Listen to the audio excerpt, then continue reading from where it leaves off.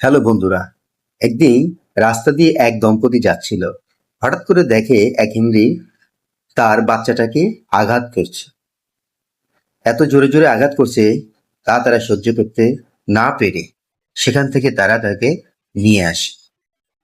অসুস্থ বাচ্চাটাকে নিয়ে এসে হসপিটালে ভর্তি করে হসপিটালে চিকিৎসা দেয়। দেখে সামান্য একটি ক্ষতি হয়ে গেছে, তেমন কোনো সমস্যা নেই। ডাক্তার বলে ওষুধ দিলে ঠিক হয়ে যাবে। তখন তারা তাকে বাসায় নিয়ে যায় ঠিক মতো পরিষ্কার পরিচ্ছন্ন করে গোসল টোসল করে তাকে খেতে দেয়।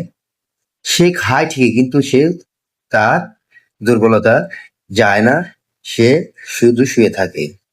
এরপর তাকে একদিন ছেড়ে দেয়, ছেড়ে দিয়ে সে কিছুক্ষণ যাওয়ার পরে আবার সে শুয়ে থাকে, আবার তারা দুধ খাওয়ায়। এভাবেই চলতে থাকে, কিন্তু সে কিছুতেই তার মায়ের কষ্টটা বলতে পারে না।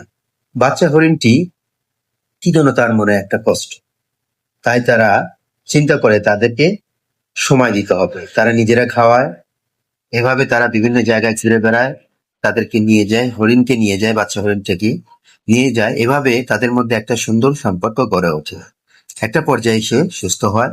এই জন্য তার একটা সঙ্গী থাকে, খরগোশটাকে। সে সবার সাথে খেলাধুলা করে, মজা করে, আনন্দ করে। এভাবে চলতে থাকে। কিছুদিন পর সেখানে গিয়ে দেখে বাচ্চা হরিণটির মা সেখানে নেই। তাকে তারা খুঁজতেও পারে না। এখন এই ভিডিও থেকে যে শিক্ষাটা নেওয়া যেতে পারে সেটা হচ্ছে, এই পশুর প্রতি তাদের যে কৃতজ্ঞতা বা মায়া মমতা সেটা আসলেই অসাধারণ।